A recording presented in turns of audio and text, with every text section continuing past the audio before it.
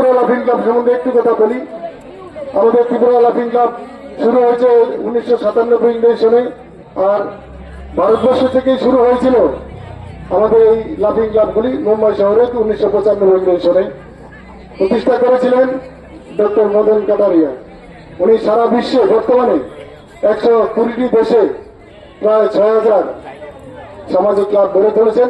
ত্রিপুরা রাজ্য 1997 সনের নভেম্বরে 9 তারিখ মালঞ্চি নিবাসের হাত ধরে আমাদের প্রথম পথ চলা শুরু হয়েছে। এর পরবর্তী সময় 10টি সেন্টার যখন হলো, আমরা তখন অল ত্রিপুরা হেলথ অ্যান্ড লাফিং মিশন গড়ে তুলেছি। তারপরে পরবর্তী সময় বর্তমানে রাজ্যে আমাদের 24টি সেন্টার রয়েছে। আমরা এই সেন্টারগুলির মাধ্যমে রাজ্যবাসীর জন্য আমরা বয়সে প্রবীণ হলেও রক্তদান কর্মসূচি, স্বাস্থ্য পরিষেবা, বস্ত্র এবং বিভিন্ন কাজে আমরা হাত বাড়াই।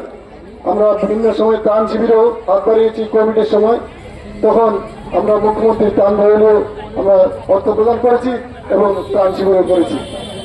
আমাদের এই পরিষেবা আমরা সবসময় জারি রাখবো আমাদের এই সংস্থার মাধ্যমে।